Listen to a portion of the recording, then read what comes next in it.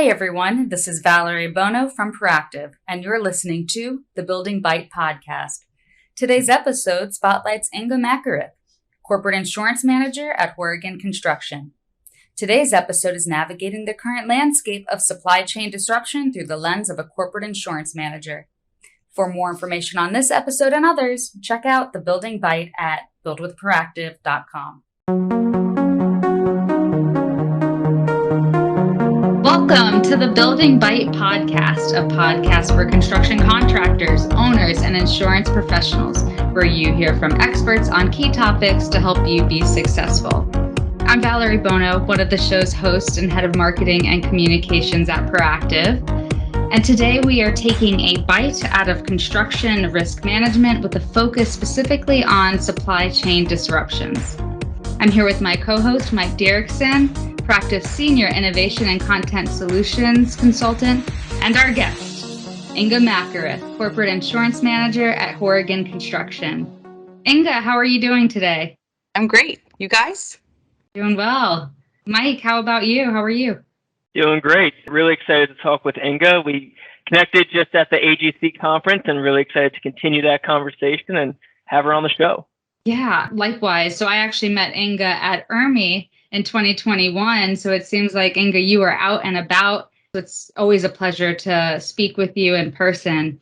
I really think this podcast episode is going to be really unique and enjoyable for our listeners. Before we get into the main topic, though, I want to ask you, can you tell us a little bit more about yourself and how you got to where you are today? Sure. I went to school to actually study business management with a focus of in accounting, and started work for a small general contractor in Farmville, Virginia. Very small, probably about $3 million a year. Loved what I did, office manager, bookkeeper, but being small, I got the focus in working with project management, doing estimating work, and managing some subcontractors. I got a call one day for a possible interview in the big city of Richmond and made the leap of faith and came for the interview and found out that it was with Hourigan, and started out with them as a contract/CSIP administrator for their first CSIP. And then it kind of just morphed into leading into a project administrator and then into a project accountant, where then I decided that I wanted to make a career change and that I thought public accounting would be a great focus for me. So I went to work for a CPA firm. Again, love taxes. That's where it got me to be working for a CPA firm. And then quickly realized, working with 27 different clients, that construction was my passion and Hourigan was my passion. I got the opportunity to come back and kick off our first rolling CSIP program that slowly has morphed from the CSIP administration into the corporate insurance manager, where I'm managing all of our insurance programs that we have. It's been a great move and love every day of it. Nice. That's quite the career journey. And ironically, you're from that small town in Virginia. And I think I shared with you, my husband went to the same college as you did. It's a small world. Very small world. Yes. So diving right into our topic today, we're really excited to discuss the supply chain disruptions with you and how the market's responding. Can you share a little bit about what you're doing in your role as the corporate insurance manager at Hourigan and your approach to the current market environment? Sure. So I think most people can relate that this market with supply chain has impacted the construction industry tenfold. Don't know if we ever really could have predicted it. It's been a rough market. Hourigan, I think, has tried to grasp a hold of it the best way that we can. And the situation's ever evolving. We come up with a plan and it can change. Our emphasis has really been on our subcontractors and really having that relationship and communication with them. We've taken a holistic approach, really starting at the pre-construction phase. We review the material specs, the requirements from the owner, and when we see these products that they're speccing or requiring and our subs are communicating with us that these are long lead items, we are trying to get in front of the owners to advise them of these situations and educate them and work with our subcontractors. We want to be able to either order the products early, maybe come up with an alternate product that's out there that's more available, and maybe even start the construction phase later. We've got the job, but let's work on procurement for the next 3 or 4 months while we've got stuff on order, and then we can start and be ready for the job to go. So Inga, you said you're focusing with your subcontractors and you're collecting these data points. is there something you guys are, I know you mentioned a couple things there, but is there a program, or how is Hourigan really using that information to expedite future projects? Yeah, so we've actually put in a construction material tracking program. So once our subs are notifying us and saying that these products are taking so long that you're not going to be able to get it by this date, or it's going to take 16 weeks to get it, we have logs for each project and we're tracking those so we can get regular updates of, okay, you said it was supposed to ship today. Did it ship? If it hasn't, what's the impact? Getting the validation from the suppliers.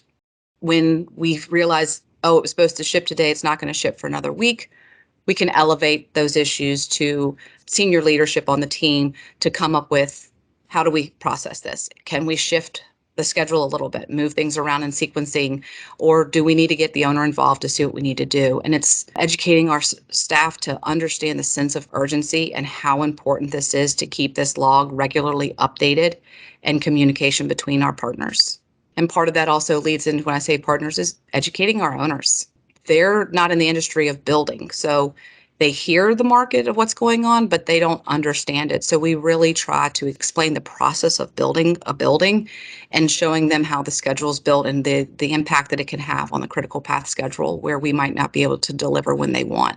Yeah, that's a great point. I mean, everyone has a piece to play in this process, but sometimes people aren't as familiar with things, and taking that active approach to explain and educate definitely helps expedite things.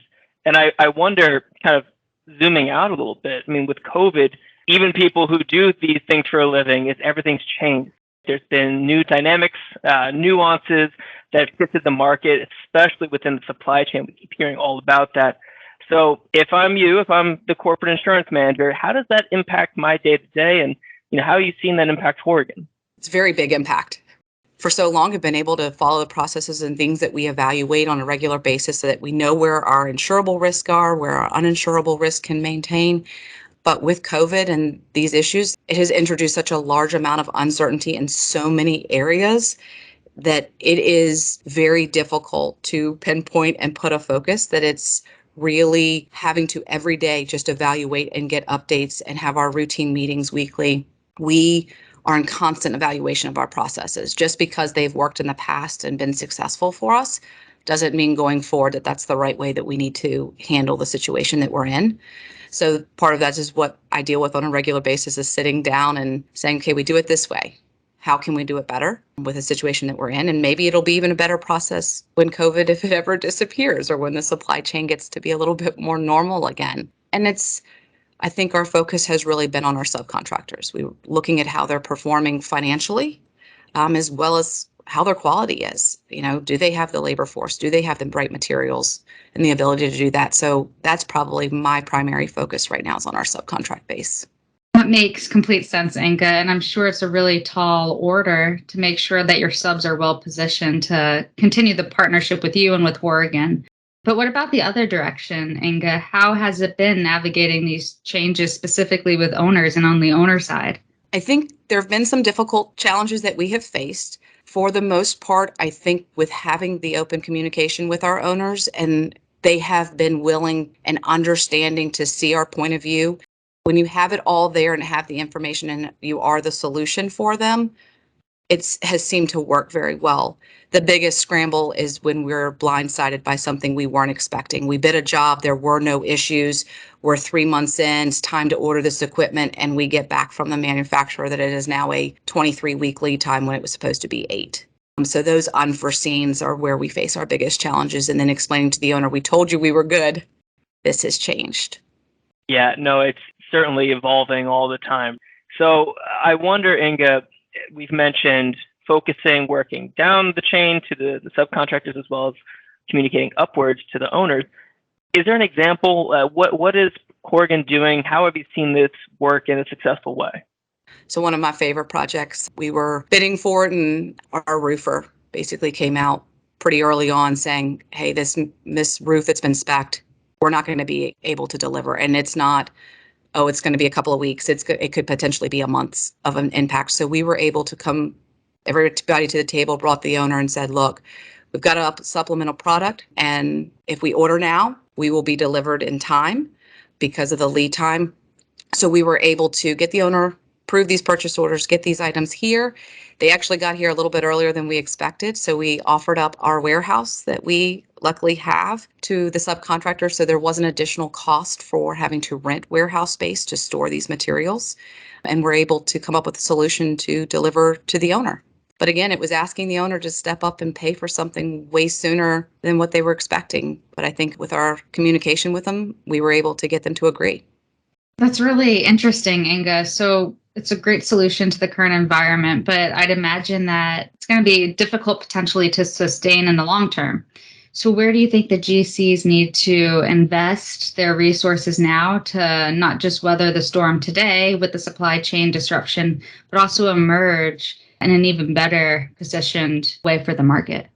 I think that, like I discussed before, the GCs really need to focus their attention on their customers and their subcontractors to be that valued, trusted partner. We want to educate them, be the communication to be successful, because when subs want to work with you, their bids are going to be competitive. When owners trust you, they're going to want to work with you. And so to keep that work coming in from all ways, I really do believe that you just need to be that valued and trusted partner. Yeah, Inga, I think it's so nice to hear you talk about this, right? You have a very calming presence about this. It's tough, right? There's a lot of things going on. It's not easy. A seasoned professional such as yourself is still facing nuances all the time. So there was something you said earlier that I want to go back to. You mentioned maybe there would be something that comes out of this that makes things better, that we improve a process, we learn something, and we apply it long after COVID is gone. Hopefully that's very soon. But with that being said, what do you think? Is there some lessons we're learning now, and how might we better positioned after experiencing these things? Yeah, definitely. I think, our old process, procurement would get the project, buy the project out, throw it over the wall. Here you go, ops. Here are your subs. Do your job. And I think now with procurement so involved in helping communication with the subs and getting those lead times and getting those schedules built, getting the products selected, that when ops is also participating to build our log on our material tracking, it's more of a collaborative approach. It's not just, it's me, I bought it, it's not mine anymore, it's you, here, deal with it.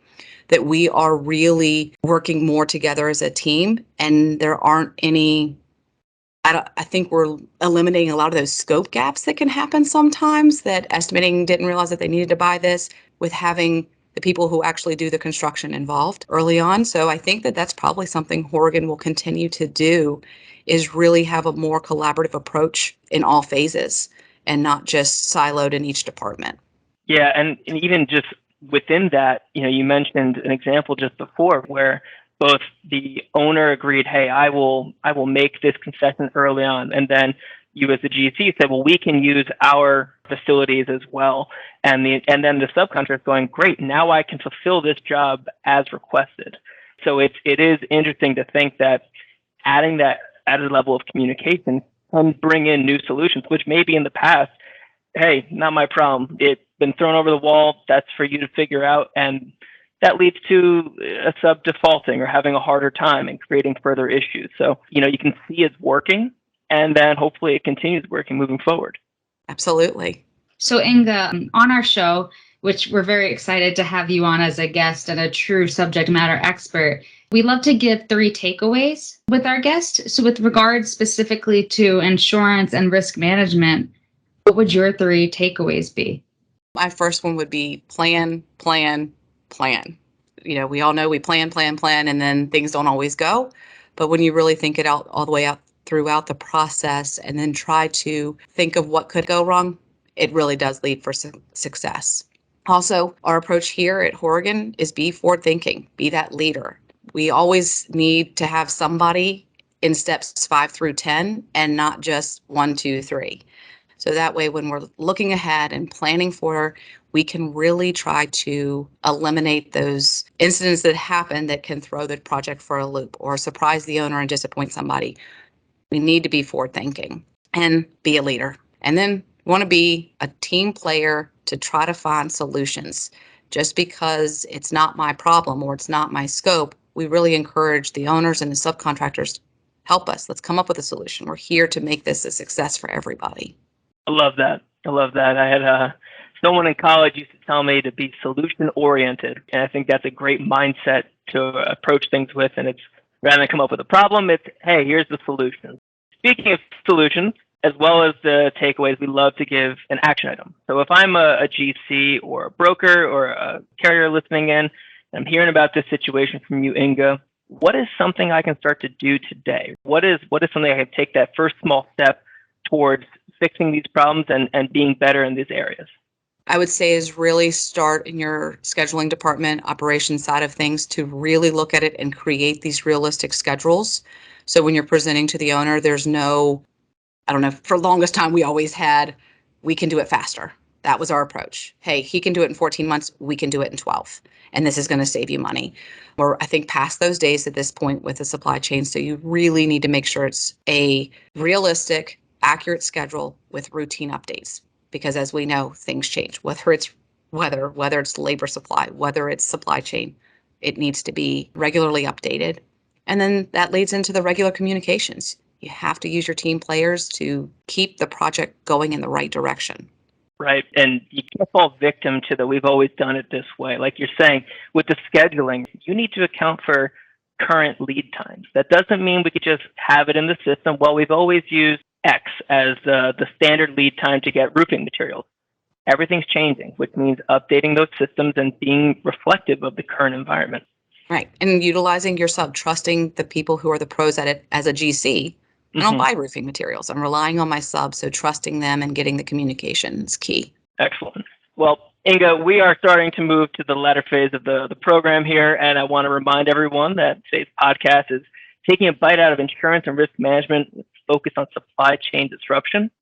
So with that in mind, we do have a few rapid fire questions, Inga, if you'll permit us to ask you. You ready? Sure. All right, I got the first question for you. Where do you see people struggling the most with supply chain disruptions? I think it's through the planning.